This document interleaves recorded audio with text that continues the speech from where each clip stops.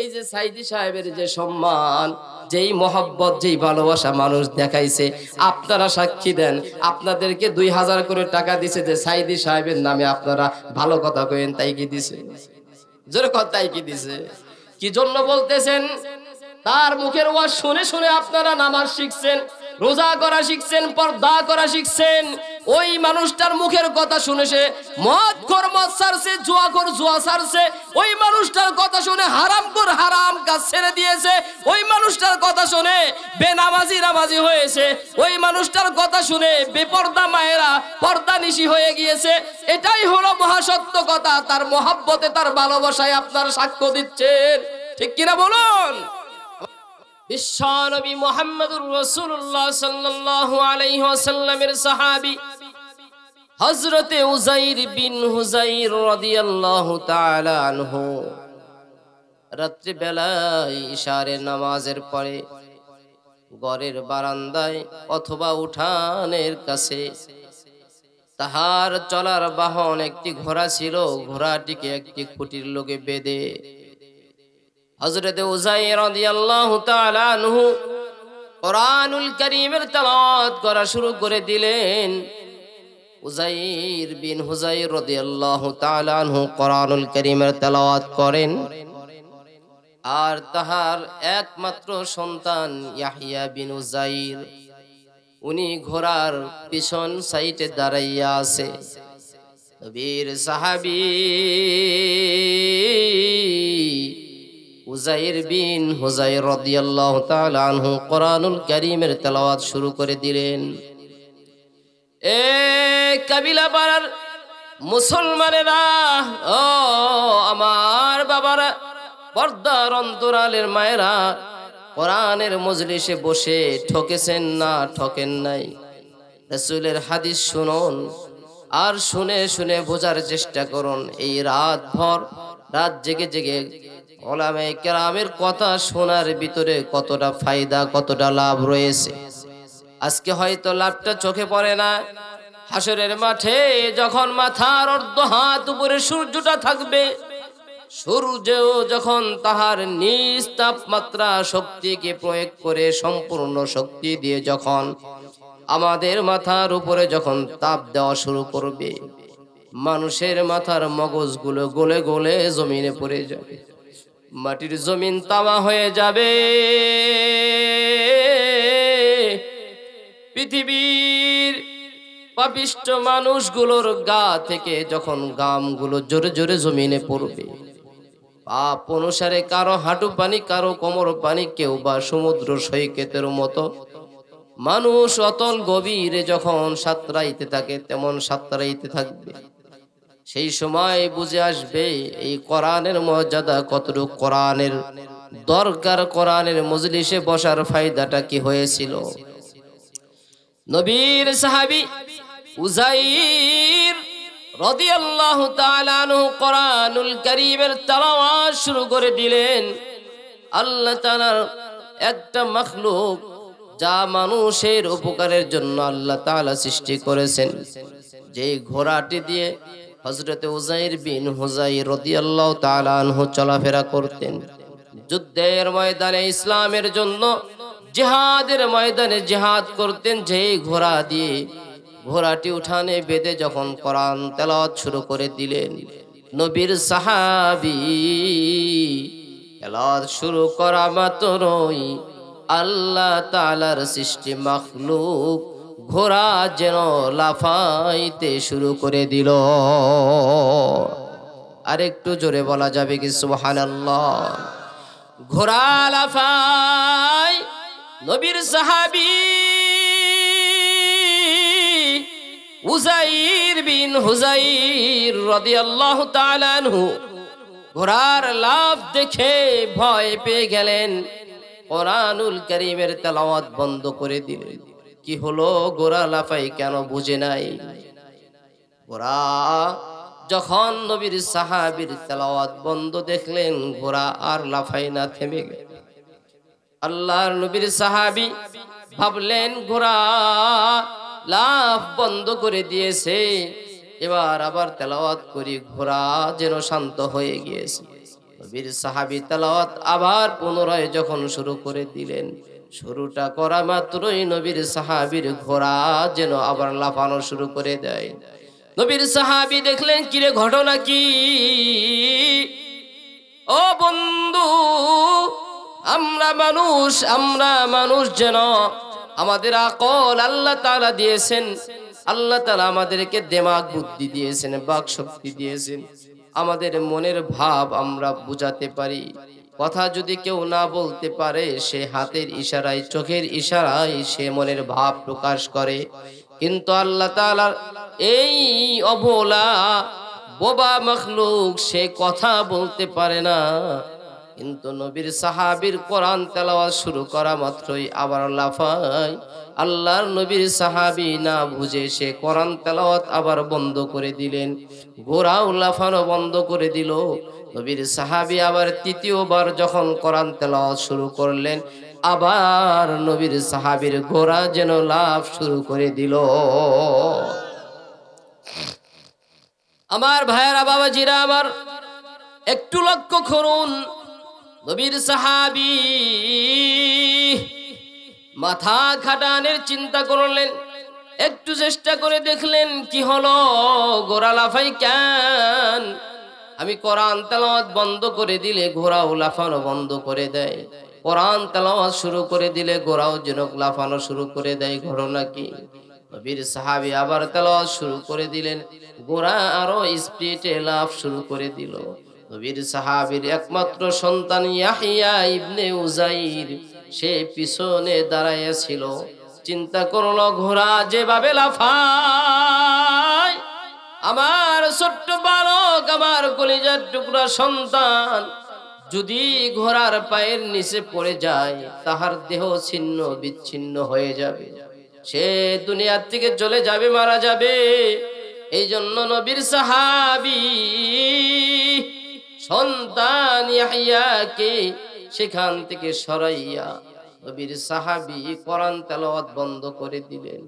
ও আমার ভাইরা, বন্ধুরা আমার, বন্ধ করে দিয়ে আকাশের দিকে তাকায় দেখলে কি যেন, এই যে প্যান্ডেলের মধ্যে লাইট দিয়েছেন, ঘরের মধ্যে লাইট জ্বলে, আমাদের বিভিন্ন কাজে কর্মে আমরা বাল্ব ব্যবহার করি। আল্লাহর নবী সাহাবী আকাশের দিকে তাকাইয়া দেখেন, একদল কেউই যেন কে যেন এমন করে সুন্দর করে গোটা আকাশের নিচে যেন বাল্ব ঝুলাইয়া দিছে, অসংখ্য অগণিত বাল্ব যেন ওই নবীর সাহাবীর বাড়ি সোজা করে সে তারা ঝুলতেছে। আশ্চর্য হয়ে গেলেন নবীর সাহাবী, দেখেন আকাশে নয়, খুব কাছাকাছি জায়গায় বাল্ব জ্বলতেছে, বাল্ব জ্বলে। নবীর সাহাবী ইয়াহইয়াকে সাথে নিয়ে ঘরে চলে গেলেন। ফজরের আজান হয়ে গেল মসজিদে নববীতে, মুয়াজ্জিন ডাকলেন, আসসালাতু খায়রুম মিনান নাওম। নবীর সাহাবী ঘর থেকে বের হয়ে ওযু করে পাক পবিত্র হয়ে নবীর পরে ফরজ নামাজ শেষ করে নবী ঘুরে বসতেন। বসে বসে তাসবিহ তাহলিল করে সাহাবায়ে কেরামের কাছ থেকে রাতে কে কি স্বপ্ন দেখেছো সেগুলো জিজ্ঞাসা করতেন। নবীর সাহাবী উযাইর বিন হুযাইর, আল্লাহর নবীর সাহাবী, আল্লাহর নবীর সামনে চলে গেলেন। ইয়া রাসূলুল্লাহ, ও প্রাণের নবী, আজকে রাত্রে স্বপ্ন দেখি নাই, বাস্তব একটা ঘটনা আমি দেখে খুব অপেক্ষমান ছিলাম, কখন আজান হবে, মসজিদে আসবো, আপনার কাছে ঘটনা খুলে বলবো। নবীর সাহাবী এ কথা বললে আল্লাহর নবী বললেন, ওগো উযাইর বিন হুযাইর, কি ঘটনা বলবা কি তুমি এখনই? নবীর সাহাবী বললেন, ইয়া রাসূলুল্লাহ, ইয়া হাবিবাল্লাহ, প্রাণের নবী গো, আমি আজকে রাত্রে যখন কোরআন তেলাওয়াত শুরু করে দিলাম, আমার ঘোড়াটা উঠানে বাঁধা ছিল, আমার কোরআন তেলাওয়াত শুরু করলে আমার ঘোড়াটাও লাফানো শুরু করে, আমি তেলাওয়াত বন্ধ করে দিলে আমার ঘোড়াটাও লাফ বন্ধ করে দেয়। আমি কয়েকবার এই ঘটনা দেখে দেখে পরে চিন্তা করে দেখলাম আমার সন্তানটা যদি ঘোড়ার পায়ের নিচে পড়ে যায়, ওগো নবী, সন্তান হারিয়ে ফেলবো। এই জন্য আমি কোরআন তেলাওয়াত বন্ধ করে দিয়ে আমার সন্তানকে নিয়ে ঘরে যাইতেছিলাম। এমন সময় আকাশ প্রাণে আমি তাকাইয়া দেখি গোটা আকাশের নিচে যেন কি যেন বাল্বের মতো, ল্যাম্পের মতো জ্বলতেছে। ও নবী, আমি ঘরে চলে গেলাম। নামাজে যখন আসি আর আমি সেই বাতিগুলো আর দেখি না। ওগো নবী, ঘটনা কি আপনার কাছে জানতে চাই। ইয়া রাসূলুল্লাহ, ইয়া হাবিবাল্লাহ। নবী বললেন, ও উযাইর বিন হুযাইর, তোমার কপালটা খুব ভালো ছিল। তুমি কেন কোরআনুল কারীমের তেলাওয়াত বন্ধ করে দিলে? তুমি যদি ওই কোরআনুল কারীমের তেলাওয়াত যদি সুবে সাদিক পর্যন্ত করতে, আর দুনিয়ার মসজিদগুলোতে ফজরের আজান হয়ে যেত, আমার উম্মতেরা ফজরের নামাজের জন্য যদি মসজিদে আসতো, ও উযাইর বিন হুযাইর, তোমার ভাইয়েরা যখন মসজিদে আসা শুরু করে দিত, তোমার তেলাওয়াত যদি বন্ধ না করতা, তোমার ভাইয়েরা মসজিদে আসার সময় গোটা পৃথিবীর মানুষগুলো যেন ওই আকাশের বাতিগুলো দেখতে পেত।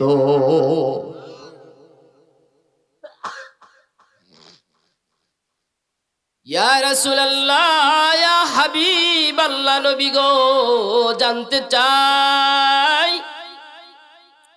কি ছিল সেগুলা।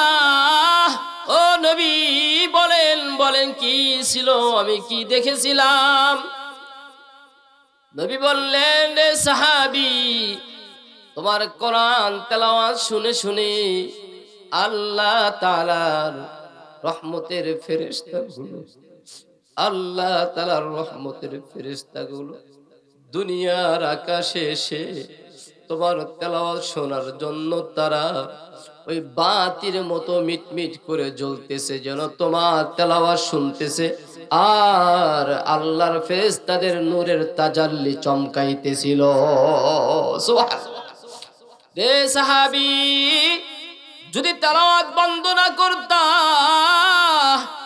আর এভাবে যদি ফজর হয়ে যেত, তোমার ভাইয়েরা মসজিদে আসতো নামাজ পড়ার জন্য, ঘর থেকে তারা বের হয়ে যেত, এই দুনিয়ার মানুষগুলো আকাশ দিকে তাকাইলে নতুন একটা দৃশ্য তারা দেখতো, যে কোরআনের বরকত কতটা। কোরআনের তেলাওয়াত শোনার জন্য আল্লাহর আসমানের রহমতের ফেরেশতারা দুনিয়ার আকাশে এসে গিয়েছে। আমার ভাইয়েরা, বন্ধুরা আমার, এই জন্য কোরআনুল কারীমের মজলিসের দরকার আছে না নাই? ঠকছেন না জিতছেন? শুধু কি জিতছেন? আমার ভাইয়েরা, বন্ধুরা আমার, নবী আলাইহিস সালাতু সালামের ভাষায় আল্লাহর নবী বলেন, আফজালুয যিকরি তিলাওয়াতিল কোরআন, দুনিয়ার মধ্যে উত্তম জিকির হলো কোরআনুল কারীমের তেলাওয়াত। কোরআন যারা তেলাওয়াত করে, কোরআন যারা শোনে, কোরআন যারা বুঝে, যারা কোরআন শেখে এবং শেখায়, পৃথিবীর মধ্যে নবী বলেন, ও দুনিয়ার মানুষ, কোরআন যারা শিক্ষা করে এবং শিক্ষা দেয়, পৃথিবীর মধ্যে তারাই তো সর্বশ্রেষ্ঠ মানুষ। সুবহানাল্লাহ বলেন। কোরআন না পড়িয়া যদি যাও মরিয়া, কোরআন না পড়িয়া যদি যাও মরিয়া, কবরে থাকবা একা একা, কেউ না দিবে তোরে দেখা মুমিন ভাই, কেউ না দিবে তোরে দেখা। কোরআন না পড়িয়া যদি যাও মরিয়া কোরআন না পড়িয়া, যদি যাও মরিয়া কবরে থাকবা একা একা। বলেন কেউ না দিবে তোরে দেখা মুমিন ভাই, কেউ না দিবে তোরে, সবাই সমান করেন, কেউ না দিবে তোরে দেখা কোরআন না পড়িয়া, যদি যাও মরিয়া কোরআন না পড়িয়া, যদি যাও মরিয়া কবরে থাকবা একা একা। কেউ না দিবে তোরে, আবার কেউ না দিবে তোরে দেখা। এমন আশ্চর্য এক কিতাব ভাইরে, নাম তার কুরআনুল কারীম,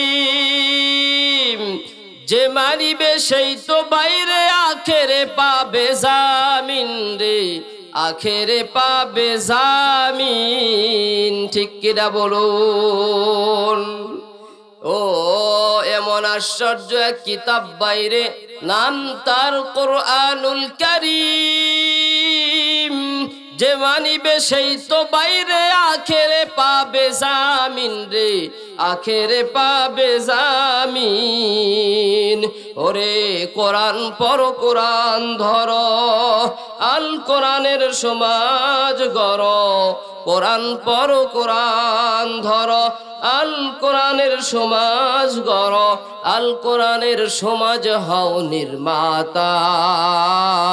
কেউ না দিবে তোরে, বলেন কেউ না দিবে তোরে দেখা কোরআন না পড়িয়া, যদি যাও মরিয়া কোরআন না পড়িয়া, যদি যাও কবরে থাকবা একা।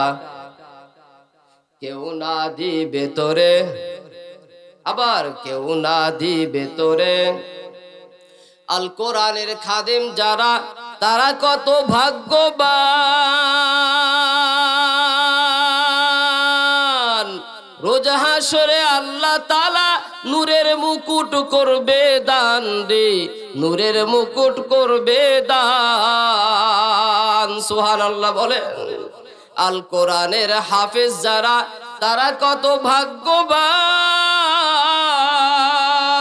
রোজ হাসরে আল্লাহ তাআলা নূরের মুকুট করবে দান রে, নূরের মুকুট করবে দান। ওরে কোরআন পড়ো কোরআন ধরো, আল কোরআনের জীবন গড়ো, কোরআন পড়ো কোরআন ধরো, আল কোরআনের জীবন গড়ো, আল কোরআনের সাথে করো সখা। কেউ না দিবে তোরে, বলেন কেউ না দিবে তোরে দেখা কোরআন না পড়িয়া, যদি যাও মরিয়া কোরআন না পড়িয়া, যদি যাও মরিয়া কবরে থাকবা একা। কেউ না দিবে তোরে, আবার কেউ না দিবে তোরে। আমার ভাইয়েরা বন্ধুরা আমার, কোরআনের সাথে সম্পর্ক রাখা এটাই হলো ভাগ্যবানের লক্ষণ। পৃথিবীতে যারা কোরআনের সাথে সম্পর্ক রাখবে, যারা কোরআনের সাথে যাদের সম্পর্ক বহাল থাকবে, নবী আলাইহিস সালাতু ওয়াস সালামের একখানা হাদিস আপনাদের সামনে তেলাওয়াত করেছি। আল্লাহ তাআলার কোরআন থেকে একটা আয়াতে কারিমা তেলাওয়াত করেছি। আল্লাহ রাব্বুল আলামিন কোরআনুল কারীমের মধ্যে সে বিষয়ে বলেন, যে আয়াতটা আপনাদের সামনে তেলাওয়াত করেছি, আমি আপনাদেরকে দীর্ঘক্ষণ কষ্ট দেব না, দীর্ঘক্ষণ আপনাদেরকে আমি এখানে জাগায়া রাখবো না, শুধু একটা মেসেজ দিয়ে আপনাদেরকে চলে যাব। আল্লাহ রাব্বুল আলামিন বলেন, ও দুনিয়ার মানুষ, যেই কোরআন আমি তোমাদের জন্য দিয়েছি, আল্লাহ তাআলা কোরআনুল কারীমের মধ্যে উল্লেখ করে দিয়েছেন কোরআন কেন দিয়েছেন। আল্লাহ তাআলা বলেন, হুদাল লিন্নাস, মানব জাতির একমাত্র হেদায়েতের জন্য আমি মহাগ্রন্থ আল কোরআনুল কারীম দিয়েছি। চিল্লায়ে বলি সুবহানাল্লাহ। আল্লাহ রাব্বুল আলামিন বলেন, ও দুনিয়ার মানুষ, যেই কোরআন আমি মানুষের পথ পাওয়ার জন্য, পথ হারা মানুষগুলোকে পথের দিশা দেওয়ার জন্য, ও দুনিয়ার মানুষ যারা আল্লাহ তাআলাকে ভুলে গিয়ে নিজের নফসের তাবেদারি করে যারা নিজের জীবনকে বিপন্ন করেছে, যারা অন্যায় করছে, যারা রাহাজানি কোন খারাপি করছে, যারা আল্লাহকে বাদ দিয়ে এক আল্লাহ তাআলার ইবাদত বাদ দিয়ে 13,000 দেবদেবীর পূজা যারা করছে, তাদেরকে পথ পাওয়ার জন্য আমি কোরআনুল কারীম দিয়েছি। ওই কোরআনের ভিতরে আল্লাহ তাআলা বলেন, উতলু মা উহিয়া ইলাইকা মিনাল কিতাব।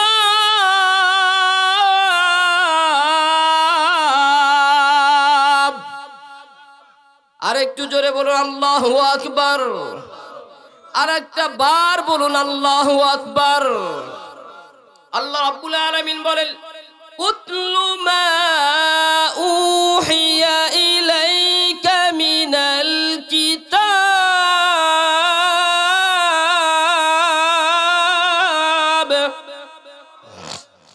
ও দুনিয়ার মানুষের, আমার পথ হারা বান্দারা, তোমরা আমার কোরআনুল কারীমকে তেলাওয়াত করো, কোরআনুল কারীমকে তোমরা অধ্যয়ন করো। আল্লাহ রাব্বুল আলামিন অন্যত্র আয়াতে সূরাতুল বাকারায় 18 নম্বর পৃষ্ঠার একদম 2 থেকে 3 লাইন পরে আল্লাহ তাআলা উল্লেখ করে দিলেন, তেলাওয়াত বলতে কি বোঝায়, তেলাওয়াতটা কি।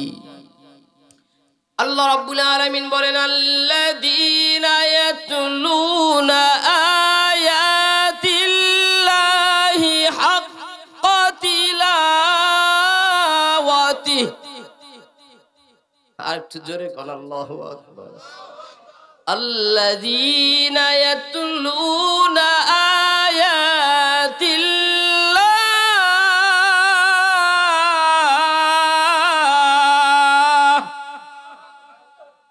হাক্কা তিলাওয়াতিহি উলাইকা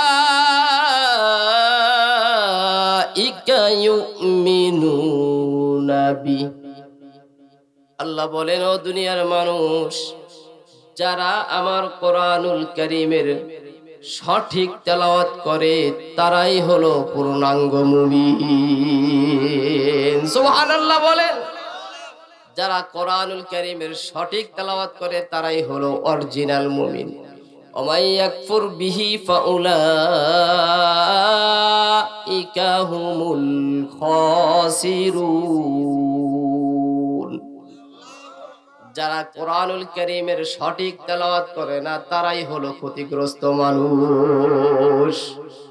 এইবার আসেন, তেলাওয়াত হাক্কা তিলাওয়াতি বলতে, সঠিক তেলাওয়াত বলতে কি বোঝায় আল্লাহ রাব্বুল আলামিন যেন বোঝায়। মুফাসসিরিনে কেরাম বলেন, সঠিক তেলাওয়াত বলতে হলো তেলাওয়াতের পরিশুদ্ধতা। 3টা জিনিসের সমন্বয়ে আল্লাহ তাআলার এই কোরআনুল কারীমের সঠিক তেলাওয়াত হয়। একটা হলো সঠিকভাবে পরিশুদ্ধভাবে তেলাওয়াত করা, 2 নাম্বার ইহাকে বুঝা, 3 নাম্বার হলো যাহা বুঝলেন তাহা দিয়ে নিজের জীবনকে গড়ানো। সুবহানাল্লাহ বলেন। এইভাবে যারা কোরআনুল কারীমের সঠিক তেলাওয়াত করবে, পরিশুদ্ধ তেলাওয়াত এবং কোরআনকে সেভাবে বুঝে নিজের জীবনে যারা আমল করবে তারা হলো পূর্ণাঙ্গ মুমিন।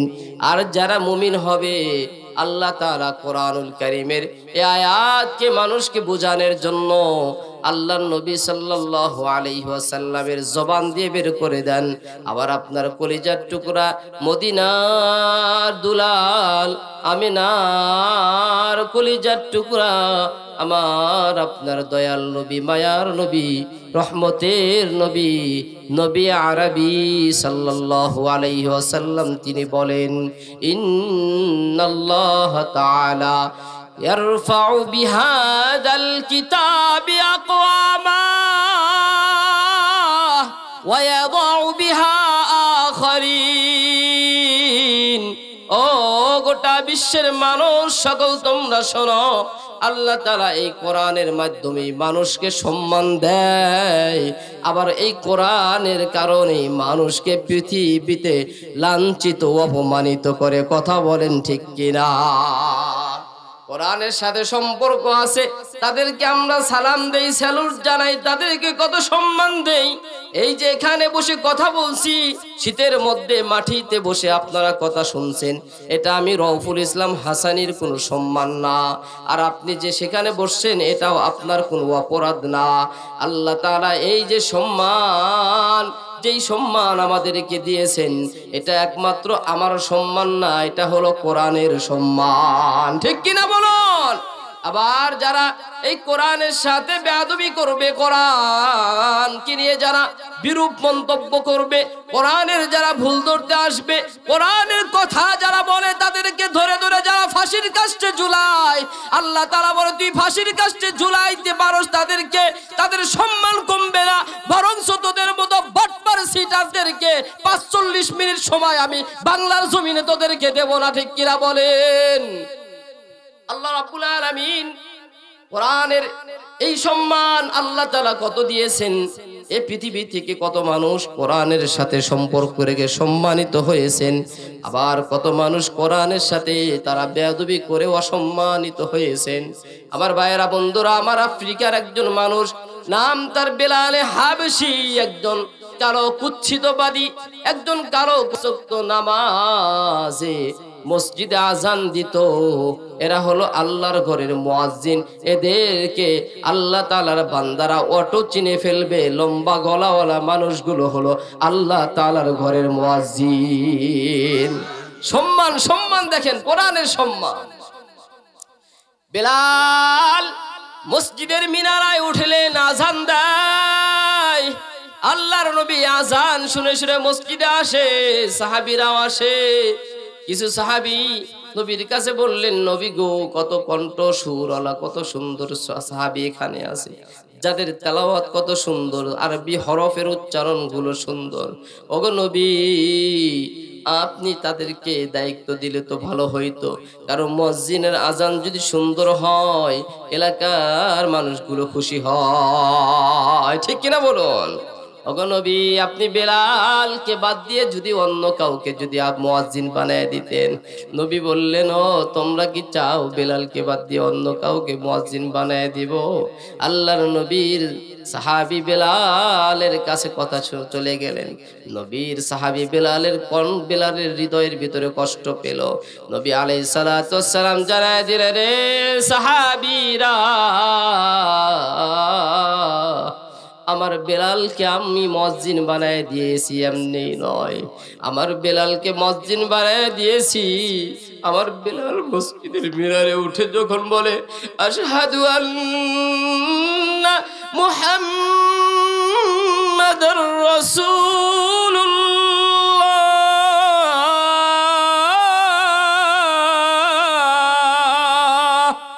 ও সাহাবীরা, বেলাল যেন আমার নামটা নেই, তাহার কলিজায় যেন আগুন লেগে যায়। আমার নামটা নিলেই ওর হৃদয়ের ভিতরে যেন কেমন শুরু হয়ে যায়। আমার মোহাব্বত, ভালোবাসা নিয়ে যে আমার নামটা নেই। নবীর সাহাবী বেলালকে আল্লাহর নবী সাল্লাল্লাহু আলাইহি ওয়াসাল্লাম মসজিদের মুয়াজ্জিন বানায় দিয়া সাহাবীদের মতে এত সম্মান দিয়ে দিলেন, এই বেলালের পায়ের হাঁটার আওয়াজ নবী আলাইহিস সালাতু ওয়াস সালাম মেরাজের রজনীতে জান্নাতের ভিতরে আল্লাহর নবী পেয়েছিলেন। সুবহানাল্লাহ, একটু জোরে বলুন, আর একটু জোরে বলুন সুবহানাল্লাহ। আমার ভাইরা, বন্ধুরা আমার, দীর্ঘক্ষণ আলোচনা নয়, বোঝানোর চেষ্টা করতেছি, আপনারা বুঝতেছেন কিনা? বুঝতেছেন? আমার ভাইরা, বন্ধুরা আমার, বেলালের সম্মান কোরআনের জন্য বেড়ে গেল, নবীর মহব্বতে বেড়ে গেল, দ্বীন ও ইসলামের জন্য বেড়ে গেল। এই বেলাল যাহার দাস ছিল উমাইয়া ইবনে খালদ, ইনিও তো সমাজের মধ্যে অনেক দামি মানুষ ছিল, টাকাওয়ালা মানুষ ছিল, পয়সাওয়ালা মানুষ ছিল, সম্পদওয়ালা মানুষ ছিল। সমাজের মানুষ তাদেরকে ডাকতো, তাদেরকে বিচার আচারে নিত। আমাদের সমাজে, আমাদের রাষ্ট্রেও, আমাদের ভিতরে অমন আছে। সমাজের ভিতরে টাকাওয়ালা যে বুদ্ধি থাক আর না থাক, সৎ হোক আর অসৎ হোক, ঘুষ খায় আর সুদ খায়, যাই কিছু করুক, লম্পার বাটপার সিটার বদমাশ লুচ্চা বদমাশ যাই কিছু হোক না কেন, টাকা থাকলে তাকে মাতব্বার। কথা কয় হ্যাঁ, ঠিক না গন? অথচ খোঁজ নিয়ে দেখেন ওই মাতব্বার কত মানুষের ঘরে কত মায়ের ইজ্জত নষ্ট করছে। ওই মাতব্বারের নামে আপনি থানায় গিয়ে দেখেন কত বাড়ির জুতা চুরি করার মামলা তার নামে আছে। ওই মাতব্বারের খোঁজ খবর নিয়ে দেখেন গরু চুরি করে ধরা পড়ছে, সেই মামলাও আছে। আছে না রে? সমাজের বড় ধনী মানুষ উমাইয়া ইবনে খালফ, এই মানুষটার সম্মান আরবের মধ্যে আছে। সুদ খায়, ঘুষ খায়, জুয়া খেলায়, টাস খেলায়, নারীবাজি করে, কত কিছু যে করে তার কোনো হদিস নাই। এই উমাইয়া ইবনে খালফের একজন দাস ছিলেন বিলাল। কোরআন মেনে তার সম্মান বাড়লো, আর কোরআন মানার অপরাধে উমাইয়া ইবনে খালফ আল্লাহর নবী সাল্লাল্লাহু আলাইহি সাল্লামের সাহাবী বেলালের উপরে এত নির্যাতন নিপীড়ন চালালো। এই নির্যাতন নিপীড়ন চালানোর কারণে, আল্লাহর নবীর সাথে দুশমনি করার কারণে, নবীর উপরে যে কোরআন আসে, ওহী আসে, ইহাকে অমান্য করার কারণে আজ পর্যন্ত পৃথিবীতে এমন কোনো অমুসলিম মানুষও নাই যার সন্তানের নাম উমাইয়া ইবনে খালফ রেখেছেন। আছে কি ভাই? সত্য কথা আছে? এমন কোন মানুষ কি আছে যার ছেলের নাম আবু জেহেল রাখছে? এমন আছে? এমন কোন মায়ের পুত আছে যাহার সন্তানের নাম আবু লাহাব রাখছে? আছে। কিন্তু এমন কি মানুষ কি খুঁজে পাওয়া যাবে না? এমন হাজার কোটিপতি মানুষের ছেলের নাম বেলাল আছে না নাই? বেলাল আছে। বেলালের নাম দেওয়ার সাথে সাথে ফরজ হয়ে যায় রাদিয়াল্লাহু তাআলা আনহু। কথা বলেন ঠিক কিনা? আল্লাহর নবী বলেন, কোরআনের সাথে সম্পর্ক রাখলে আল্লাহ তাআলা একদল মানুষকে সম্মান দেয়, আর একদল মানুষ যারা কোরআন থেকে দূরে থাকে, এই কোরআন থেকে দূরে থাকার কারণে আল্লাহ তাআলা তাদেরকে অপমান, অপদস্থ করে, লাঞ্ছিত করে এই জমিনের মানুষের কাছে তাদেরকে অসম্মান করে দেয়। ঠিক কিনা বলুন? আমার ভাইয়েরা, বন্ধুরা আমার, আরেকটা তাজা উদাহরণ দিলে আপনাদের হয়তো বুঝে আসবে। গত 16 বছর যেই ফ্যাসিস্ট সরকার এদেশ শাসন করেছে, আজকে নাই, এই সরকারের আমলে এদেশের অনেক আলেমরা জেলখানায় বন্দী হয়ে জীবনও দিছে। কথা কইরা এখনো কি ভয়? এখনো ভয় পান? আল্লাহ! হাসিনা এমনও কাম করছে, কত বিশ্ববিখ্যাত নন্দিত মুফাসসিরে কোরআন, বিশ্ববিখ্যাত শাইখুল হাদিস, বিশ্ববিখ্যাত বক্তা, এমন মানুষদেরকে ধরে ধরে জেলখানায় বন্দী করে চেয়েছিল কোরআনের দাওয়াত বন্ধ করে দিবে। গলা চিপে ধরেছে, জিহ্বা টেনে ধরেছে। আমার ভাইয়েরা, বন্ধুরা আমার, এমন কি আল্লামা দেলওয়ার হোসেন সাইদি সাহেবের মতন একজন বিশ্ববিখ্যাত নন্দিত মুফাসসির শুধু বাংলাদেশ নয়, গোটা বিশ্বের বুকে তাহার মতো নন্দিত মানুষ আজও স্বাধীনতার পর থেকে এ পর্যন্ত আর আসে নাই। ঠিক কিনা বলুন? এই মানুষটাকেও যখন বন্দী করা হলো, বানানো হলো তাকে ধর্ষণকারী, বানানো হলো চোর, বানানো হলো তাকে রাষ্ট্রদ্রোহী, বানানো হলো রাজাকার, কত কিছু যে বানাইয়া তাকে মানুষের কাছে দোষী হিসেবে সাব্যস্ত করতে চাইলো। আমার ভাইয়েরা, বন্ধুরা আমার, মানুষগুলো সরকারের ভয়ে অনেকেই মুখ বন্ধ করে রাখলেও আমার প্রশ্ন হলো, ওই মানুষটার মহব্বত মানুষের দিল থেকে 1 ইঞ্চি কি কমাতে পারছে? কোন না কেন? ঠিক কি পারছে? না, পারে নাই। আমি নিজে সাক্ষী। যেই সরকারের এমপি মন্ত্রীরা যারা তার বিরোধিতা করেছে, তাদের ঘরের পরিবারের লোকজনও সাইদি সাহেবের ওয়াজ প্রতিদিন শোনে। কথা কর ঠিক কিনা বলেন? অনেক এমপি আছে, তারপর কাছে গিয়া এমপি সিলিন্ডার হয়, কি করো তুমি? কয় আমি সাইদি সাহেবের ওয়াজ শুনি। সাহস নাই বাপের বেটার ওই স্ত্রীর কোনো কথা বলার। ঠিক কিনা বলুন? আমার ভাইরা, বন্ধুরা আমার, লোকটাকে বিদায় করে দেওয়া হলো ইঞ্জেকশন পুশ করে, মানুষের কাছে তাকে দোষী সাব্যস্ত করে, তাকে মানুষ অপমান, অপদস্থ করে, অসম্মান করতে চাইলো। লোকটা দুনিয়ার থেকে বিদায় নিয়ে গেল, শহীদ হয়ে গেলেন। লোকটার জানাজার জন্য শাহবাগের ভিতরে 4-5 লক্ষ লোক জড়ো হয়ে গেল। আমার ভাইয়েরা, সরকার ভয় পেয়ে তাকে জানাজারটা সেখানে করতে দিল না, এবং কি টাইম নির্ধারণ করে দিয়ে লাশটা খুব দ্রুত পিরোজপুরে নেওয়া হলো। সেখানেও একটু দেরি করতে দেওয়া হলো না। এরপরেও ওই মানুষটার জানাজায় 200-300 লোক হয়েছিল। হ্যাঁ, কতটি? ওই মানুষটার জানাজায় এত মানুষ হয়েছে, বাংলাদেশের জমিনে কোনো নেতা নেত্রী এমন আজ পর্যন্ত আসে নাই। সাইদি সাহেবের জানাজায় যত লোক আসছে তার 100 ভাগের 1 লোক, 100 ভাগের 1 ভাগ লোক কোনো নেতার জানাজায় হয় না। ঠিক কিনা বলুন? আল্লাহ বলে ইন্নাল্লাহ, আল্লাহ নবী বলে ইন্নাল্লাহ তাআলা ইয়ারফাউ বিহাযাল কিতাবি আকওয়ামা। এই যে সাইদি সাহেবের যে সম্মান, যেই মহব্বত, যেই ভালোবাসা মানুষ দেখাইছে, আপনারা সাক্ষী দেন। আপনাদেরকে 2000 করে টাকা দিছে যে সাইদি সাহেবের নামে আপনারা ভালো কথা কইেন, তাই কি দিছে? জোরে কথা, তাই কি দিছে? কি জন্য বলতেছেন? তার মুখের ওয়াজ শুনে শুনে আপনারা নামাজ শিখছেন, রোজা করা শিখছেন, পর্দা করা শিখছেন। ওই মানুষটার মুখের কথা শুনে সে মদ খোর মদ ছাড়ছে, জুয়া খোর জুয়া ছাড়ছে। ওই মানুষটার কথা শুনে হারাম খোর হারাম কাজ ছেড়ে দিয়েছে। ওই মানুষটার কথা শুনে বেনামাজি নামাজি হয়েছে। ওই মানুষটার কথা শুনে বেপর্দা মায়েরা পর্দা নিশি হয়ে গিয়েছে। এটাই হলো মহাসত্য কথা। তার মহাব্বতে, তার ভালোবাসায় আপনারা সাক্ষ্য দিচ্ছেন। ঠিক কিনা বলুন আমার ভাইয়েরা, বন্ধুরা আমার? ঠিক একই মানুষটা যখন বিদায় নিয়ে গেল, ওই মানুষটাকে যারা নির্যাতন করলো, নিপীড়ন করলো, 5 আগস্টে ছোট্ট ছোট্ট আবাবিল পাখিগুলো যখন ঝাঁকের মতো যখন গণভবনের দিকে, বঙ্গভবনের দিকে দাপিত হলো, ওই মানুষটা অপমান অপদস্থ হয়ে মাত্র 1 ঘন্টা সময় চেয়েছিল, 45 মিনিটের সময় বেশি দেওয়া হয় নাই।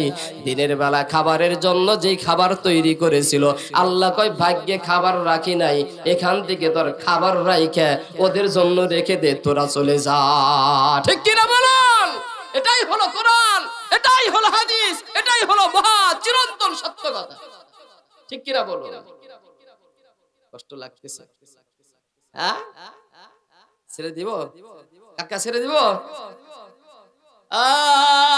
আমার ভাইয়েরা, বন্ধুরা আমার, একটু সামনে আগাই।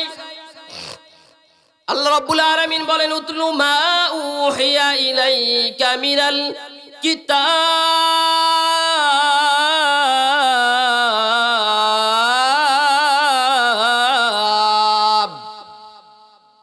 আল্লাহ বলেন, ও দুনিয়ার মানুষ, তোমরা কোরআনকে তেলাওয়াত করো, এই কিতাবকে অধ্যয়ন করো, এই কিতাবকে বুঝো, এই কিতাব অনুসারে তোমার জীবন গড়ো, সমাজ গড়ো, রাষ্ট্র গড়ো।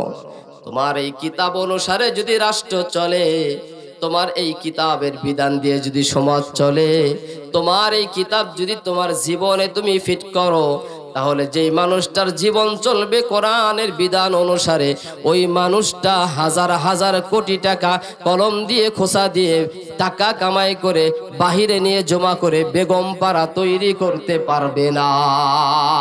ঠিক কিনা বলুন? আশ্চর্য লাগছে সবচাইতে আমার ওই বিষয়টাই, যেই মানুষটা, একটা মানুষ, সাধারণ মানুষ হইয়া, একজন এমপি হইয়া সে এত টাকা কামাই করছে।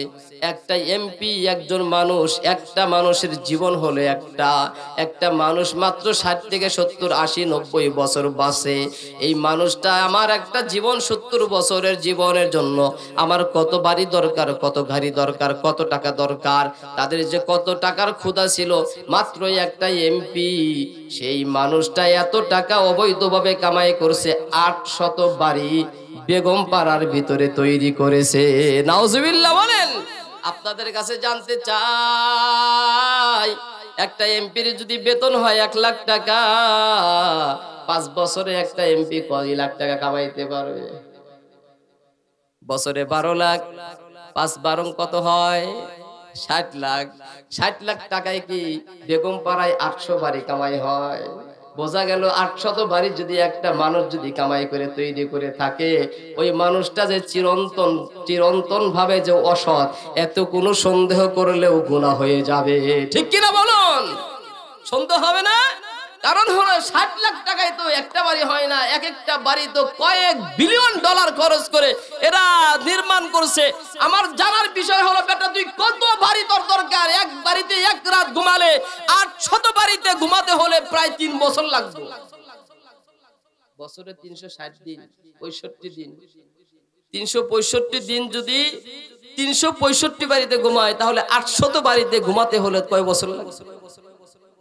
ওই বেটা তুই যে কামাই করে করলি, তোর শ্বাস এখন বন্ধ হয়ে গেলে, আজরাইল এসে খপ করে জানটা ধরে নিয়ে গেলে তোরে তো ফেলাবে জাহান্নামে। তোর ভোগ দখল করে তোর অরিজ যারা আছে তারা খাবে, তোর মায়ের তারা ফিরাতে যাবে। ঠিক কিনা বলেন? এই জন্য কোরআন তেলাওয়াত করলে কি হবে? আল্লাহ বলেন কোরআন যদি সঠিকভাবে তেলাওয়াত করো এবং সে অনুসারে বোঝো এবং জীবনটা তুমি যদি কোরআন দিয়ে সাজাও, সমাজটাকেও যদি সেভাবে সাজাও, রাষ্ট্রও যদি কোরআন দিয়ে সাজাও, ওই রাষ্ট্রের এমপি মন্ত্রীরা, সচিব কামলা জামলারা এরা যারা আছে হাজার হাজার কোটি টাকার মালিক হওয়া সম্ভব হবে না। নবী বলেন তোমার রাষ্ট্রের তোমার কোনো দায়িত্বশীল যদি সে যদি নির্বাচিত হওয়ার পরে ধনী হয় বুঝবা অসৎ, আর যদি সে তার টাকা পয়সা যাহা ছিল এমপি হওয়ার পরে, চেয়ারম্যান হওয়ার পরে, মেম্বার হওয়ার পরে, প্রতিনিধি হওয়ার পরে সে যদি গরিব হয় বুঝবা মানুষটা একমাত্র সৎ। সুবহানাল্লাহ বলেন।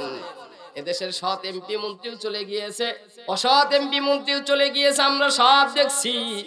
এদেশে একজন মন্ত্রী ছিলেন আলী হাসান মোহাম্মদ মুজাহিদ, যাকে রাজাকার বানায় ফাঁসি দেওয়া হয়েছে। ওই মানুষটা একটা জীবনী আমি শুনছি একজন খুব বিশিষ্ট মানুষের কাছ থেকে। তিনি বলছেন ইসলামী বিশ্ববিদ্যালয় কুষ্টিয়া, আমি সেখানে লেখাপড়া করতাম। কুষ্টিয়ার বিশ্ববিদ্যালয়ে একটা অনুষ্ঠান ছিল, সেখানে অনুষ্ঠান শেষ করে সে যাবে খুলনার দিকে একটা অনুষ্ঠানে জয়েন করার জন্য। বেচারা বিশ্ববিদ্যালয় গেট থেকে বের হয়েছে, তার গাড়িতে উঠবে, কিছু তাহার বক্তবিন্দু বা দলের লোকজন দাঁড়ায় আছে। তোমরা কি আমার সাথে যাবা? কয় হ্যাঁ। তোমরা কি অনুষ্ঠানে যোগ দিবা? জি স্যার। একজন ওখান থেকে বলছে স্যার আমরা কয়েকজন আপনার সাথে আপনার বডিগার্ড হিসেবে আপনার গাড়িতে যাই।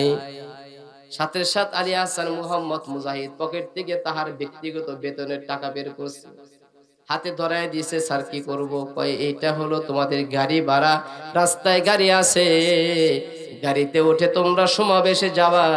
যেই গাড়িতে আমি উঠছি এই গাড়ি তোমার জন্য দেয় নাই, এই গাড়ি দিয়েছে সরকার আমার জন্য, রাষ্ট্রের কাজের জন্য। এটা আমি শুধু ব্যবহার করব, তোমাদের নেওয়া এই গাড়িতে জায়েজ হবে না। সুবহানাল্লাহ কোন? বোঝা গেল সৎ কি অসৎ এটা আপনার বলতে হবে না, কর্ম বুঝায় দিব কে সৎ কে অসৎ। এদেশের এমপি মন্ত্রী চোর বাটপার যারা চলে গেছে প্রত্যেকটাই চোর, একদম প্রধানমন্ত্রী সহকারে যারা আছে। আরে প্রধানমন্ত্রী নিজেই তো বলছে, হাসিনা নিজেই বলছে আমার পিয়ন 400 কোটি টাকার মালিক। কথা কয় না কেন? আবিদ আলী কয় আমি অবৈধভাবে কামাই করলি কেউ মসজিদ তৈরি করছি, হারাম কামাই করে, শয়তানের ঘরে শয়তান। কথা কন না কেন? কষ্ট পাইতেছেন? ওই দলে কেউ থাকলে আমাকে বলেন যে আমি ওই দলের, আমি কষ্ট পাইতেছি। আমি আপনারে বোঝানোর চেষ্টা, আমি আপনার বিরুদ্ধে না, আমি হলো দুর্নীতির বিরুদ্ধে, আমি হলো কোরআনের বিপক্ষে অবস্থান করছেন তার বিরুদ্ধে। এতে করে মুসলমান হিসেবে আপনি যদি ইসলামের বিপক্ষে চলে গিয়েও যদি আপনি বুক ফুলে কথা বলতে চান, আমি কেন কোরআনের পক্ষে সত্য কথাটা বলতে পারবো না? এটা কোন দেশ? কথা বলেন না কেন? মগের মূল্য পেয়েছিল জোরজার, এটা হেরা এই জাদু চালাইছে। আলী রাদিয়াল্লাহু তাআলা আনহু না, ওমর রাদিয়াল্লাহু তাআলা আনহু অফিসের কাজ কাম সেরে রাত্রে বেলায় বাসায় আসছে, কাজগুলো এখনো বাকি আছে। সম্ভবত ওমর অথবা আলী দুইজনের একজন আর কি, সঠিকটা আমার এখনো মনে আসতেছে। কাজ করতেছে, রাষ্ট্রীয় তেল ব্যবহার করে কুফি জ্বালাইয়া লেখালেখি করতেছে, অফিসের যে কাজগুলো ছিল। এর মধ্যে একজন মেহমান ঘরের ভিতরে ঢুকে পড়েছে, ঢুকলে সাথে সাথে বাতিটা অফ করে দিছে। ঘরটা কি আলোকিত না অন্ধকার? আর একজন মানুষ আসলো, ঘরের বাতি অফ করে দিলে এটা কি খারাপ কাজ না ভালো কাজ? খারাপ কাজ না, মানে মহা খারাপ কাজ। আমি আপনার বাড়িতে গেলে আপনি যদি হুজুর জানকে আপনি বসতে দিন না, আমি কি আপনার বাড়িতে দ্বিতীয়বার ফিরে থাকাম? আর আপনি বাতি অফ করে দিচ্ছেন, এর চাইতে অসভ্যতা কোনো আছে? কিন্তু এটাই তো সভ্যতা ছিল। বাতি অফ করে দিছে। সাহাবী যে আসছে এত আশ্চর্য হয়েছে, কিরে কোন জায়গায় আসলাম, এত বড় একজন মানুষ, সচিব, এত বড় মানুষ, প্রধান বিচারপতি, তার বাড়িতে আসলাম, হে কুপি জ্বালায় কি লেখালেখি করতেছে, আমি আসলাম বাতি অফ করে দিল, তাহলে কি চুরি চামারি করতেছে নাকি? আপনি এটা কি করলেন? হ্যাঁ, নবীর সাহাবী উত্তর দিলেন, ও ভাই শুনে যাও, যেই কুপি জ্বালায়া আমি লেখালেখি করতেছিলাম, বাইরে মন খারাপ করবা না, এই কুপিতে যে তেলগুলো আছে এটা আমার টাকার কেনা না, এটা রাষ্ট্রের টাকার কেনা। তুমি আমার কাছে আসছো তোমার ব্যক্তিগত কাজ নিয়ে, এখন তুমি আসার পরে আমি তোমার সাথে যতক্ষণ কথা বলবো, যাহা কিছু করব, এটা হলো তোমার ব্যক্তিগত কাজের জন্য। তুমি বলো তোমার ব্যক্তিগত কাজের জন্য এদেশের রাষ্ট্রের হাজারো হাজারো লাখো লাখো জনগণের টাকায় যেই তেলটা কেনা, এই তেল দিয়ে বাতি জ্বালাইয়া বসে বসে আলোতে তোমার সাথে কথা বলা কতটুকু বৈধ হব আমি তোমার কাছে জানতে চাই। সুবহানাল্লাহ বলে। না না না, ঠিক হবে না, কিন্তু এসেই যেহেতু পড়েছি, বাতিটা জ্বালায় রাখলে কি হতো? না না, তোমার কাছে কি হতো, এটা হলেও হাসরের মাঠে যদি এই রাষ্ট্রের মানুষগুলো আমার বিরুদ্ধে মামলা দেয়, ও আল্লাহ তোমার এই গোলাম আমাদের টাকায় কেনা বা তেল, সেই তেল দিয়ে জ্বালাইয়া বসে বসে মানুষের সাথে অবৈধভাবে আমাদের সম্পদ ব্যবহার করেছিল, আল্লাহ তোমার আদালতে বিচার দিলাম, আমাদের টাকার দাবি ছাড়বো না। ও মালিক, আমরা মাফ না করলে তাকে জান্নাত দিও না। বাইরে তুমি বলো, হাসরের মাঠে আমি যদি মামলার আসামি হয়ে যাই আর আল্লাহ তাআলা যদি সেই দিন বিচারক হয়ে যায়, ও ভাই তুমি বলো আমি সেই দিন আল্লাহ তাআলার কাছ থেকে মাপ পাওয়ার বা আমাকে কেউ ছাড়াইয়া দেওয়ার কোনো মানুষ কে আছে? নবীর সাহাবী চোখ দিয়ে জর করে পানি ছেড়ে দিলেন। ও ভাই আমি ক্ষমা চাই। না না না, দুনিয়ার আদালত না, ঘুষ দিলে বিচারপতি অন্যায় রায় দিয়ে দিবে। দুনিয়ার আদালত এটা নয় যে একজন নিরহ মানুষকে অপরাধী সাজাইয়া আর অপরাধী মানুষগুলোকে তারা নিরপরাধ সাজাইয়া আদালতের মাধ্যমে তারা ছেড়ে দিবে, এটা দুনিয়ার আদালত না। আজকের দুনিয়ার আদালত তো এমনই, নিরপরাধ মানুষগুলোই তো তারা আজকে বন্দী।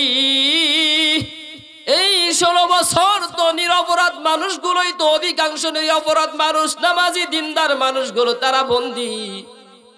আর যারা বড় বড় অপরাধী, পাপী, মার্ডারের আসামি, হাজার হাজার কোটি টাকা চুরি করার আসামি, তারা দাঁত কেলাইয়া বাইরে এসে হেসে হেসে মানুষের সাথে টিটকারি বদমাইশি করে। কথা বলেন ঠিক কিনা? বিচারপতি তোমার কাছে বিচার না পেলে কোথায় বিচার পাবো আমি? কার কাছে গেলে, কার কাছে গেলে? বিচারপতি তোমার কাছে বিচার না পেলে কোথায় বিচার পাবো আমি? কার কাছে গেলে, কার কাছে গেলে? মানুষের বিবেক বিচার বন্দি টাকার ফান্দে, ঠিক কিনা বলেন? মানুষের বিবেক বিচার বন্দি টাকার ফান্দে, কোর্ট কাছারির আদালতে সুবিচারের বাণী কান্দে। কত দোষীরা দেখি ছাড় পেয়ে যায়, কত পাপীরা দেখি ছাড় পেয়ে যায়, কত চোররা দেখি ছাড় পেয়ে যায়, কত বাটপাররা দেখি ছাড় পেয়ে যায়। আলেমরা আজ জেলে, কোথায় বিচার পাবো আমি? কার কাছে গেলে বাবা, কার কাছে গেলে? কথা বলেন ঠিক কিনা? ও ভাই, দুনিয়ার আদালত তো সেটা না, আল্লাহর আদালত। আল্লাহর তাআলার কাছে ঘুষ চলে না, সেখানে বড়দের উপর থেকে ফোনও আসে না। সেখানে যা হয়, সেখানে যে বিচার হবে, এ বিচারের উপরে কথা বলার সুযোগ কারো নাই। এই জন্য আমি বাতি টপ করে দিলাম, জনগণের সম্পদ নষ্ট করতে পারবো না। ও আমার একান্ত আপন জনেরা, বাবারা, একটু মন দিয়ে কথাটা আপনারা একটু বোঝার চেষ্টা করেন। যদি ওই আলীর মতো, ওমরের মতো শাসক যদি আজকে থাকতো, আমার দেশ থেকে এত লক্ষ লক্ষ কোটি টাকা অন্যায়ভাবে পাচার করে বিদেশে নেওয়া সম্ভব হতো না। ঠিক কিনা বলেন? এদেরকে চোর হিসেবে, ডাকাত হিসেবে সাব্যস্ত করে আইনের মাধ্যমে কোরআনের আদালতে দাঁড় করায় দিলে এদেশের যত এমপি, মন্ত্রী, সচিবরা যারা যত অন্যায় করে টাকা কামাই করে বিদেশ পাচার করেছে, একটা এমপি মন্ত্রীর হাত কেন পা পর্যন্ত থাকতো না? কারণ কোরআন বলেছে, সারিকু ওয়াস-সারিকাতু ফাকতাউ আইদিয়াহুমা। চোর মহিলা হোক আর পুরুষ হোক, ধরা পড়ছে, হাত কেটে দাও। যদি অন্যায়ভাবে রাষ্ট্রের টাকা যদি চুরি করে বিদেশ পাচার করে থাকে, আগের চোর আমরা দেখছি শিং কাইটা, ধোয়া কাইটা তা ঘরে ঢুকে টাকা চুরি করে নিছে, পকেট কেটে কেটে টাকা চুরি করে নিছে। হাটের মধ্যে পকেটে হাত দিয়ে যারা চুরি হইছে, চোর হিসেবে ধরা পড়েছে, তাদেরকে আমরা এমন ঘুণ দোলাই দিছি, সমাজের মধ্যে তাদেরকে বন্ধ করে দিয়েছি, সমাজে রাখি নাই। ঠিক না? আর বলছি অমুক চোর, আমাকে এলাকা আছে না কাকা, তমুক চোর কেন? গড়ি চুরি করছে, কি করছে? শিং কাটছে, অমুকের ডুয়া, ভালো ডুয়া নষ্ট করছে, চোর। তার দিকে আমরা ভালো চোখে তাকাই না। মেয়ে যদি বিয়ে দিতে চাই, তার মেয়ে আমরা কেউ নিতে চাই না। ছেলে বিয়ে করাতে চাইলে কয় অমুক চোরের পোলার সাথে মেয়ে দিব, তাই কামড়াইছে। ঠিক কিনা? আমার ভাইয়েরা, বন্ধুরা আমার, আমি কেন কথাটা বললাম একটু সেন্সে লাগান।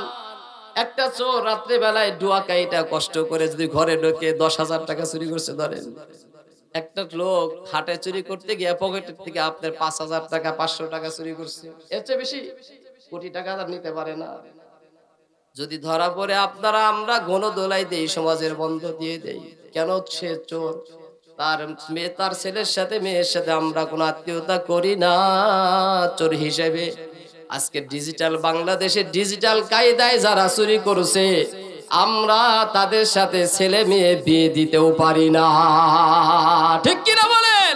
লজ্জা শরম থাকলে প্রত্যেকটা টাইওয়ালা ডিজিটাল চোরগুলোকে ধরে ধরে রাস্তার মোড়ে মোড়ে কোরআনের আয়াতের শাসন কায়েম করে যদি একটা চোরকে যদি হাত কেটে দেওয়া হতো, একটা দর্শককে যদি বুক পর্যন্ত পুঁতে যদি শাসন করা হতো, একটা বাটপারকে ধরে যদি তাকে যদি কোরআনের বিধান অনুসারে সঠিক বিচার করা হতো, লাইভ প্রোগ্রাম যদি প্রত্যেকটা টেলিভিশনের চ্যানেল দেখাতো, এ দেশের 2 টাকা চুরি করে খাওয়ার লোক পাওয়া যেত না।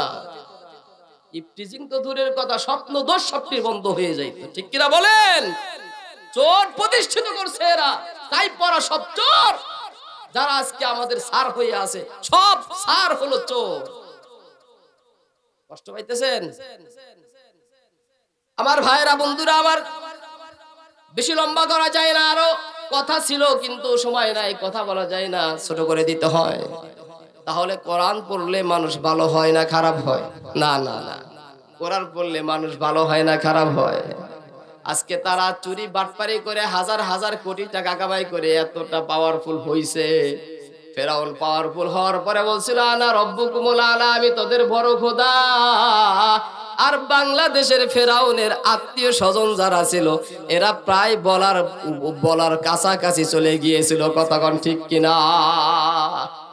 5 আগস্টে এমনও কিছু দেখা গেছে, আমার কাছে আমার মোবাইলে নিজেই সেভ করে রাখছি। আমার কষ্ট লাগছে, একটা দেশের মুসলিম একজন প্রধানমন্ত্রী, সে থাকবে মুসলিম শাসকের মতো, তার পোশাক থাকবে মুসলিমের মতো, আর তার পোশাকের মধ্যে যদি ফেরাউনের ছবি যদি অঙ্কন করা থাকে, বোঝা গেল তাহার গোপনে গোপনে ফেরাউনের নীতি অবলম্বন করেছিল। ঠিক কিনা বলেন? যদি আমার ঘরের ভিতরে মদের বোতল থাকে, বোঝা গেল হুজুর যতই সাজুক, এটা মদখোর, এতে কোনো সন্দেহ নাই। যদি আমার ঘরের ভিতরে যদি অবৈধ যৌনচারের কোনো পদার্থ পাওয়া যায়, আর যাই কিছু করেন ওয়াজ শোনেন আর যাই কিছু করেন, বোঝা গেল হুজুরের চরিত্র ভালো না।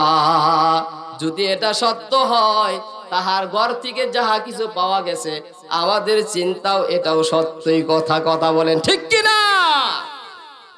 আমার ভাইয়েরা, বন্ধুরা আমার, এই কিতাব পড়লে মানুষ সৎ হয়, কিতাব থেকে দূরে থাকলে মানুষ অসৎ হয়। যাহা হওয়ার তাই হয়েছিল। ক্ষমতার মায়া যদি তা কারো ভিতরে ঢুকে যায়, টাকার মায়া যদি কারো ভিতরে ঢুকে যায়, দুনিয়ার মায়া যদি কারো ভিতরে ঢুকে যায়, ওই মানুষগুলো তখন মানুষ থাকে না। ওই মানুষগুলো যেন দুপায়া হায়াওয়ান জানোয়ার হয়ে যায়। ঠিক কিনা বলেন? যার কারণে যেই জিনিসের প্রতি যার যত মহব্বত, ওই জিনিস যদি হাতছাড়া হয়ে যায়, তখন তার দিলটা বেশি জ্বলাজ্বলি করে।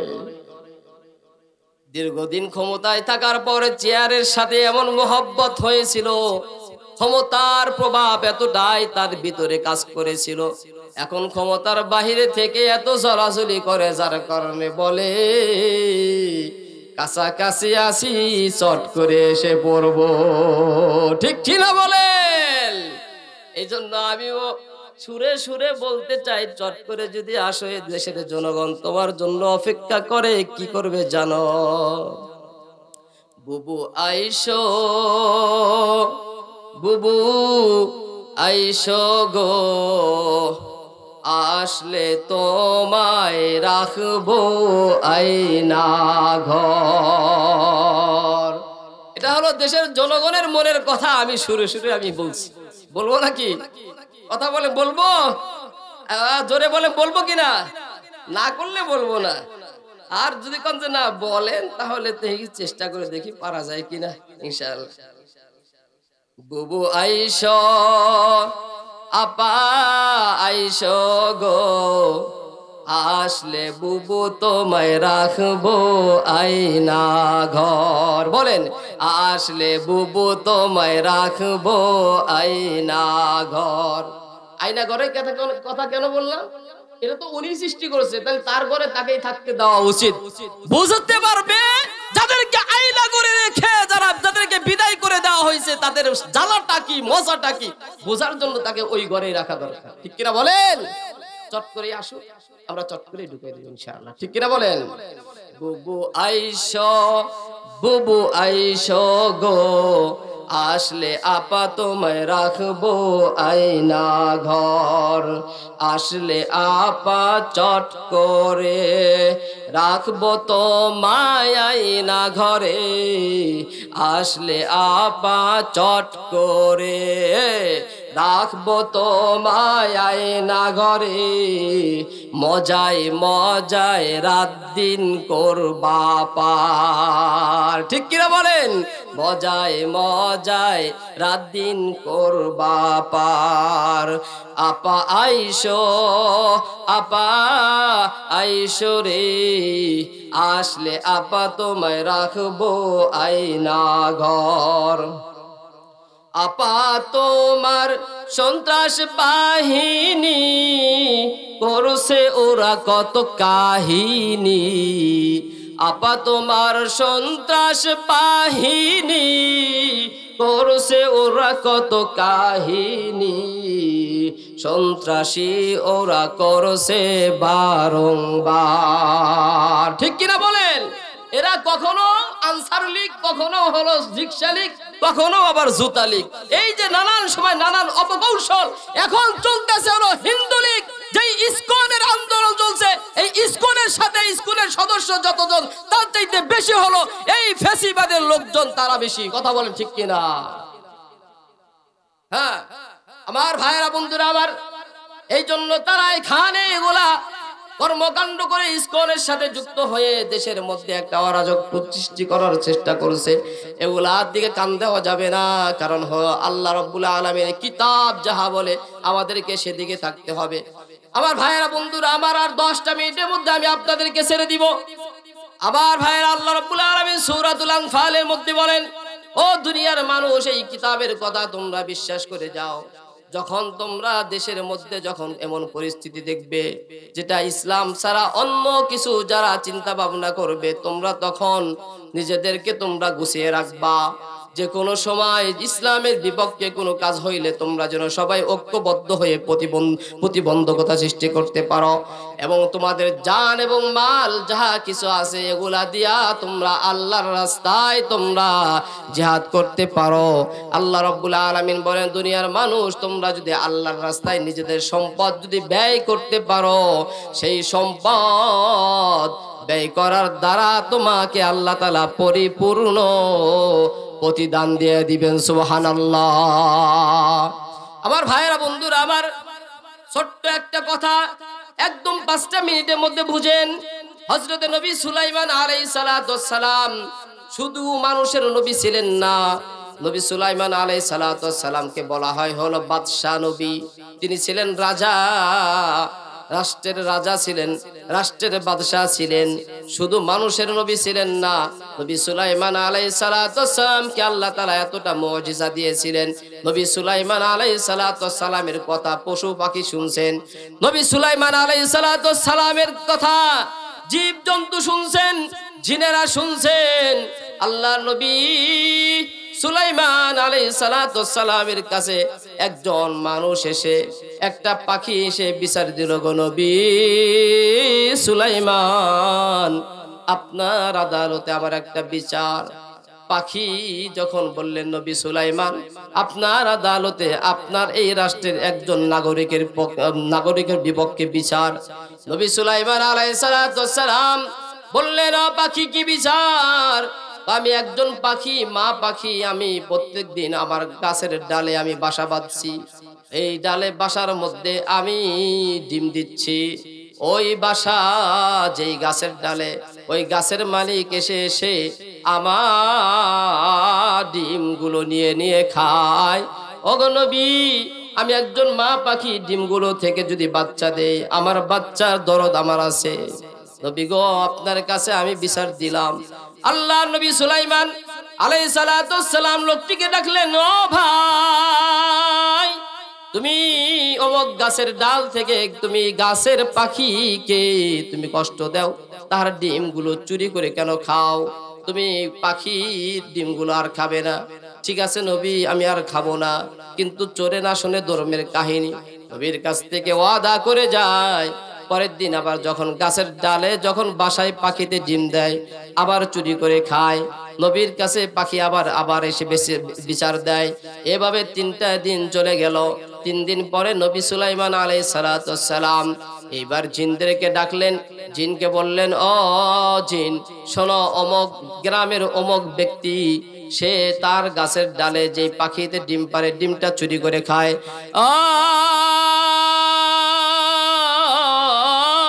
শুনে যাও, ওই ব্যক্তি যখন গাছের ডাল থেকে গাছের পাখির ডিমটা চুরি করার জন্য সে যখন গাছে উঠবে, তুমি গাছের উপরে বসে থেকে লোকটাকে ধাক্কা দিয়ে গাছ থেকে ফেলে দিবে। এটা আদেশ করে দিল। জিন চলে গেল, জিন চলে গেল। ঠিক আছে, রাজা মহারাজা নবী সুলাইমান, আমি আমার দায়িত্ব আমি পালন করব। বেচারা জিন চুরি করার জন্য তাহার গাছের দিকে যাবে। জিন গাছে উঠে বসে আছে, ডিম পাহারা দিচ্ছে। ব্যক্তি যখন গাছে উঠবে, ধাক্কা দিয়ে জোরে ফেলে দিয়ে তাকে সেখান থেকে সরাইয়া দিবে। এই দায়িত্ব পালন করার জন্য জিন গাছে। কিন্তু বেচারা বাড়ি থেকে বের হয়েছে, গাছে ডিম পাড়তে যাবে। ডিম পাড়তে যাওয়ার সময় রাস্তার মধ্যে একজন ভিক্ষুক দাঁড়ায় আছে। বললেন, ওগো আল্লাহর গোলাম,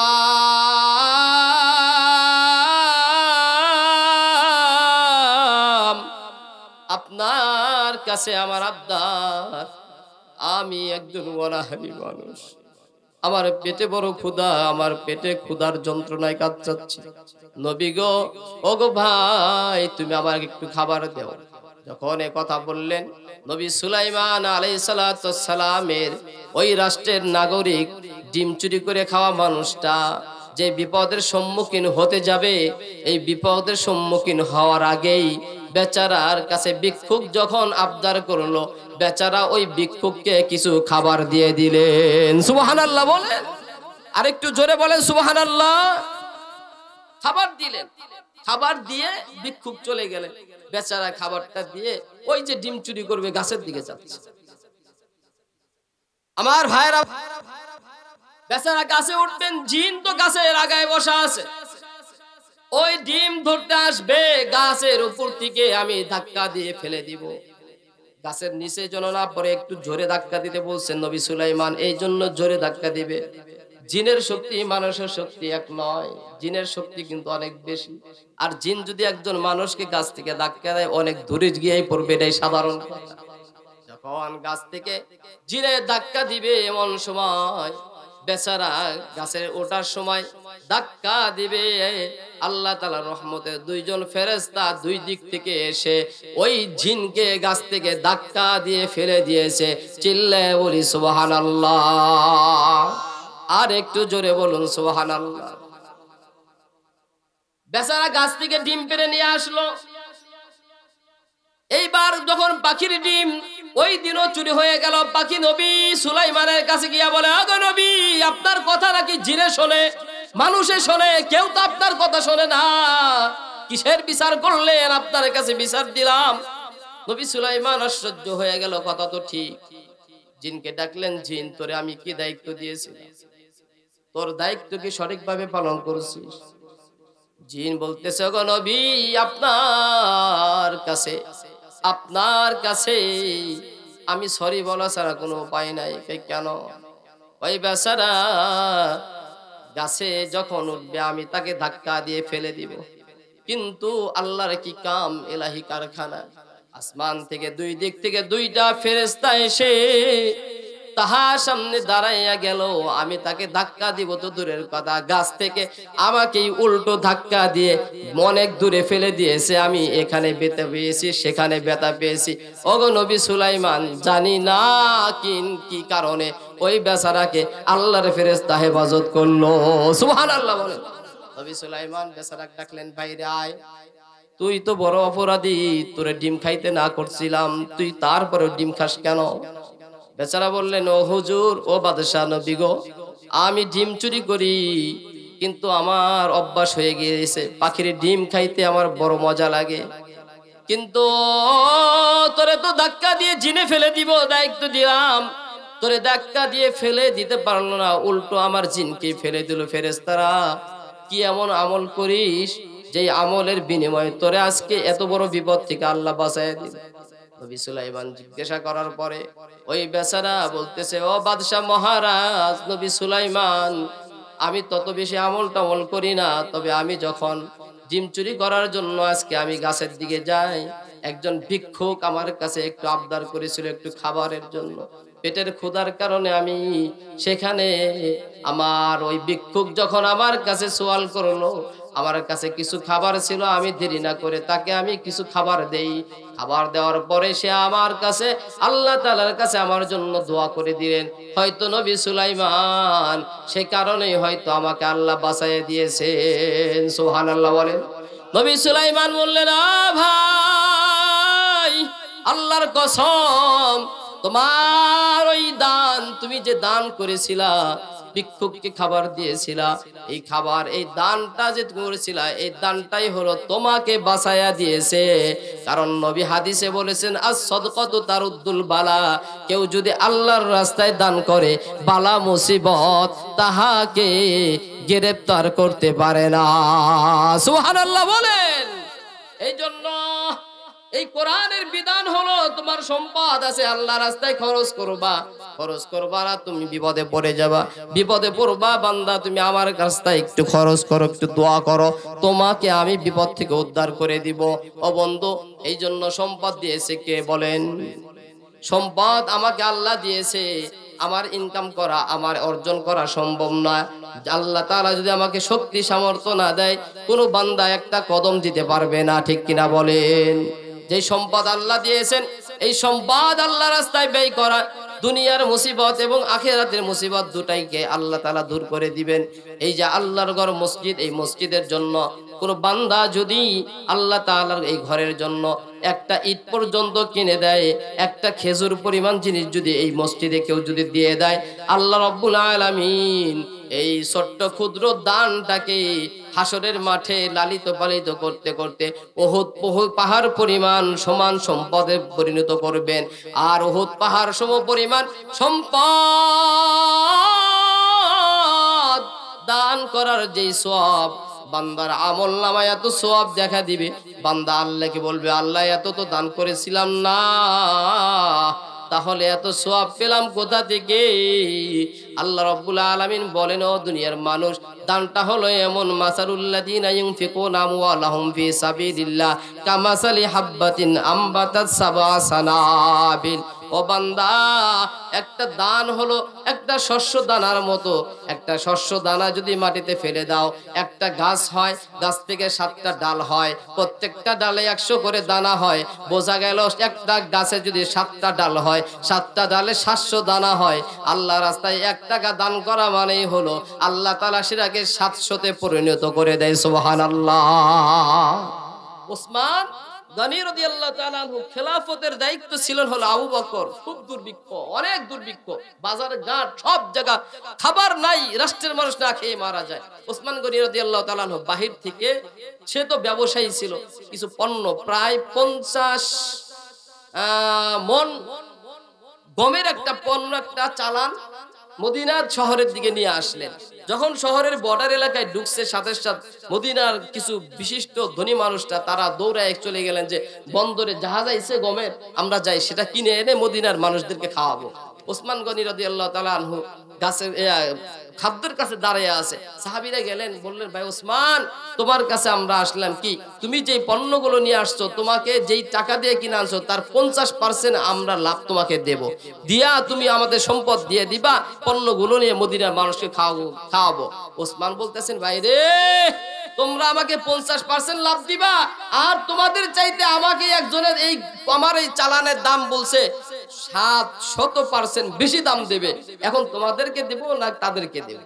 এখন সাহাবীরা বলতেছে, আমরা তোমার কাছে বন্দরে জাহাজ বেরেই নাই, এর আগেই আমরা আসলাম, তোমার কাছে দাম বললাম, তুমি বলতেছো তোমাকে নাকি 700% দাম বেশি দেবে, তাহলে সেটা কেরা? জানতে চাই এমন ধনী মানুষটা কেরা, কে আসলো তোমার কাছে?